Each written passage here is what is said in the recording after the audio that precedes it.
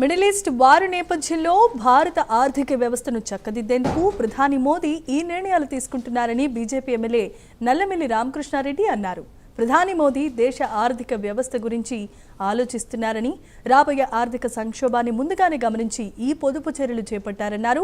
మనం ఎక్కువగా దిగుమతి చేసుకునే చమురు, బంగారం వలనే ఆర్థిక వ్యవస్థ దెబ్బతింటోంది. దీని నియంత్రణకే పొదుపు చర్యలుంటాయన్న బీజేపీ ఎమ్మెల్యే రామకృష్ణారెడ్డితో మా ప్రతినిధి శ్రీరామ్మూర్తి ఫేస్ టు ఫేస్.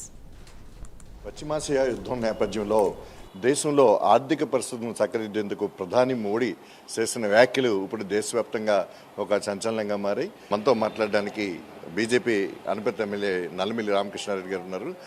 చెప్పండి, అసలు ఎలా చూడాలి? చాలా చర్చ జరుగుతుంది ప్రధాని మోడీ చేసిన వ్యాఖ్యల పట్ల. ఇది ఒక సంక్షోభానికి దారితీస్తుందేమో అన్నది కూడా వ్యాపార వర్గాల్లో ఉంది. ఇది ఎలా చూడాలండి ఇది మొత్తం? అలాగే కొంచెం ఏదైతే వర్క్ ఫ్రమ్ హోమ్ కూడా అనుసరించాలి, అవసరమైతే ఈ మొత్తం పరిపాలనలో ఈ ఏదైతే వాహనాలు ఎన్ని ఉన్నాయో పెట్రోల్ ఉత్పత్తుల్లో పొదుపు చేసేందుకు ఒక ఇది పాటించాలి, అంటే తగ్గింపు పాటించాలని చెప్పి అన్నారు. ఏం ఎలా చూడాలి? సంక్షోభ నివారణ కోసం తీసుకునే ముందస్తు చర్యలు అంతే. సంక్షోభం వస్తుందనేది కాదు, ఎప్పుడు సంక్షోభం రాకూడదు. ఇవాళ భారతదేశం యొక్క ఆర్థిక పరిస్థితి ప్రపంచంలో మొన్నటి వరకు 4వ దేశంగా ఉండి 3వ దేశంగా రావాలనే ఆలోచనతో ఉన్న నేపథ్యంలో అనుకోని రీతిలో పశ్చిమాసియాలో యుద్ధ మేఘాలకు అమ్ముకోవడం, యుద్ధం జరుగుతూ ఉండడం, దానికి ఒక ముగింపు పలకన నేపథ్యంలో మన ఆర్థిక పరిస్థితిని కాపాడుకోవాలి, ఫారిన్ ఎక్స్చేంజ్ రిజర్వ్స్ని కాపాడుకోవాలనే లక్ష్యంతో ప్రధానమంత్రి గారు ఈ విధమైన పిలుపునివ్వడం జరిగింది.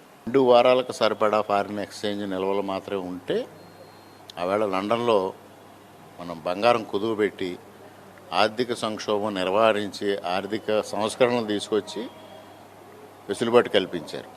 ఇవాళ మన దగ్గర దాదాపుగా 9-10 నెలలకు సరిపడా ఆర్థిక ఫారిన్ ఎక్స్చేంజ్ నిల్వలు ఉన్నాయి. సాధారణంగా ఏదైతే ట్రేడింగ్ ఎకనామిక్స్ ఉంటాయి, ఈ ట్రేడింగ్ ఎకనామిక్స్ వాళ్ళు చేసేది ఏంటంటే 7 నుంచి 10 నెలలు ఈ రిజర్వ్స్ ఉంటే, ఫారిన్ ఎక్స్చేంజ్ రిజర్వ్స్ ఉంటే ఆ దేశం యొక్క ఆర్థిక పరిస్థితి మెరుగ్గా ఉన్నట్టుగా భావిస్తారు. ఏదైతే సామాన్య ప్రజానికానికి బ్యాంకులు లోన్ ఇవ్వడం కోసం సిబిల్ స్కోరు ఎలా చేస్తారో, ఈ ఫారిన్ ఎక్స్చేంజ్ రిజర్వ్స్ని ట్రేడింగ్ ఎకనామిక్స్ ఆ విధంగానే కన్సిడర్ చేసుకొని దాన్ని ఒక ప్రామాణికంగా తీసుకొని మనకు విదేశాల నుంచి రుణాలు కానీ, లేకపోతే ఇక్కడున్న బ్యాంక్స్ నుంచి రుణాలు కానీ, కేంద్ర ప్రభుత్వానికి వచ్చే ఆర్థిక సంస్కరణల కోసం కానీ, ఆర్థిక వ్యవస్థ కోసం కానీ అదొక కీ రోల్ ప్లే చేస్తుంది. బంగారం కొనొద్దని ఆ రోజు ఇందిరాగాంధీ గారు కూడా ఇదే విధమైన ప్రకటన చేయడమే కాదు, గోల్డ్ ఆర్డర్ అనేది ఒకటి తీసుకొచ్చి నిషేధమే విధించారు ఆ పరిస్థితుల్లో. అటువంటి పరిస్థితి లేదు ఈరోజు. వర్క్ ఫ్రమ్ హోమ్ అనేది కూడా ఏదైతే ఫ్యూయల్ కన్జంప్షన్ ఉందో ఫ్యూయల్ కన్జంప్షన్ తగ్గించాలి, తద్వారా ఆదా చేయాలి. అదేవిధంగా ఒక సామూహికంగా ఉండి ఫుడ్ కన్జంప్షన్ ఎక్కువ అయ్యే పరిస్థితుల్లో కూడా ఫుడ్ కన్జంప్షన్ కూడా తగ్గించాలి. వర్క్ ఫ్రమ్ హోమ్ వల్ల దాదాపుగా ఇందాక మాట్లాడుకున్నాం, దాదాపు 900 కోట్ల రూపాయలు మన రాష్ట్ర ప్రభుత్వానికి ఒక సంవత్సరానికి ఆదాయం అయ్యే పరిస్థితి ఉంది.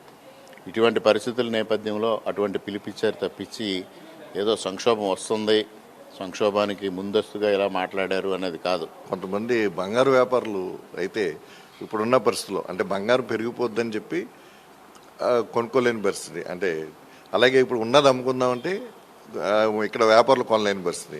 ఇలాంటి పరిస్థితి వల్ల మరింత ఇబ్బంది కలుగుద్ది, ప్రభుత్వానికి ఆదాయం తగ్గిపోద్ది అనేది వారు చెప్తున్న వెర్షన్. ఎట్లా ఉన్నారు అంటే వార్ ఎకనామిక్ స్ట్రాటజీ అంటారు దీన్ని. వార్ ఎకనామిక్ స్ట్రాటజీలో వీరు ఒక వ్యాపారస్తుడికి సంబంధించిన సంక్షోభం చూస్తారు, ఒక వినియోగదారుడికి సంబంధించిన సంక్షోభం చూస్తారు. ప్రధానమంత్రి గారు దేశ ఆర్థిక వ్యవస్థకు సంబంధించి మాట్లాడుతూ ఉన్నారు. అది ఒకసారి ఆ రెండింటి మధ్యనే ఉన్న లైన్ మనం అర్థం చేసుకున్నట్టయితే, ఆ రెండింటికి మధ్య ఉన్న వ్యత్యాసం అర్థం చేసుకున్నట్టయితే ప్రధానమంత్రి గారి సూచనలు మనకు అర్థమవుతూ ఉంటాయి. అంటే ఇప్పుడు మన పెట్రోల్ ఉత్పత్తులు ఎన్ని రోజులకి సరిపడే దేశంలో ఉన్నాయని అనుకుంటున్నారు? అంటే ఏదన్నా లాక్డౌన్కి వెళ్ళే లాంటి పరిస్థితులు ఏమన్నా ఆ కోణంలో ఏమన్నా ఈ కసరత్తు జరుగుతుందంటారా? నేను ముందే చెప్పా, ఫారిన్ ఎక్స్చేంజ్ రిజర్వ్స్ని ముడి చమురు నిల్వలతో కంపేర్ చేస్తారు. మీరు ఏదైతే సంధి ఉందో అది జరిగే వరకు, అంటే ఓపెన్ అయ్యే వరకు ఇలాంటి పరిస్థితులే ఉంటాయంటారు? తప్పనిసరిగా మరి అటువంటి పరిస్థితులే ఉంటాయి. అందుకోసమే ముఖ్యంగా ముందస్తు చర్యల్లో భాగంగా ప్రధానమంత్రి గారు పిలుపు ఇవ్వడం జరిగింది. అంటే ఇది దేశవ్యాప్తంగా ఉద్యోగులందరికీ కూడా వర్క్ ఫ్రమ్ హోమ్ పెట్టే ఆలోచన అంటూ ఉందంటారా? ఈ రాష్ట్రాలకు ఆ రాష్ట్రాలు ఇంట్రెస్ట్ తీసుకోవాలి. ఏ రాష్ట్రానికి ఆ రాష్ట్రం ఇండిపెండెంట్గా చేయమని ప్రధానమంత్రి గారు వాలంటరీగా పిలిపించారు. వాలంటరీగా ఏ రాష్ట్రాలు చేస్తే ఆ రాష్ట్రాలు చేస్తూ ఉంటాయి. గతంలో బంగారం అంటే ప్రభుత్వమే కొనుగోలు చేసి నిల్వలు ఉంచేది, ఇలా ఫారిన్ ఎక్స్చేంజ్ తరహాలో. ఇప్పుడు జనం ఎక్కువగా కొనుగోలు చేసుకుని నిల్వలు చేసుకునే పరిస్థితి ఉంది. దీన్ని ఎట్లాగా ఇప్పుడు బయట పెట్టుబడి అంతా ఇక్కడ పెట్టడం వల్ల బంగారం మీద బయట వ్యవహారాలన్నీ తగ్గిపోయి ఈ లావాదేవీలు తగ్గిపోవడం వల్ల ప్రభుత్వానికి కూడా కొంచెం ఇబ్బందికరమైన పరిస్థితులు ఏర్పడ్డాయి అనేది ఉంటుంది. దీన్ని ఎలా చూడాలి? అది ఇబ్బందికరమైన పరిస్థితే. అంటే అది మన రాష్ట్రం వరకు ఈ బంగారం ఎక్కువ కొనుగోలు చేసే శక్తి మన సౌత్ ఇండియాకే ఉంటుంది తప్పించి నార్త్ ఇండియాలో ఇంత బంగారం కొనుగోలు చేసి కొన్ని మెట్రోపాలిటన్ సిటీస్లో మాత్రమే ఉంటాయి. యాజ్ ఏ హోల్ ఇండియాని మనం కన్సిడర్ చేయాలి.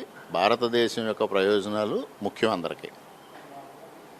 ఇది ఏదైతే పశ్చిమాసియా యుద్ధం నేపథ్యంలో మన చమురు రవాణాకి ఏదైతే దిగుమతి చేసుకోవడానికి ఉన్న ఇబ్బందులు, ఈ నేపథ్యంలో అందరూ కూడా ఇది పాటించినట్లయితే దేశ ఆర్థిక పరిస్థితి మనమే చక్కదిద్దుకునే పరిస్థితి ఉంటుంది. ఎలాంటి సంక్షోభ పరిస్థితులకి వెళ్ళడానికి అవకాశం ఉండదు. అందుకని ముందస్తుగా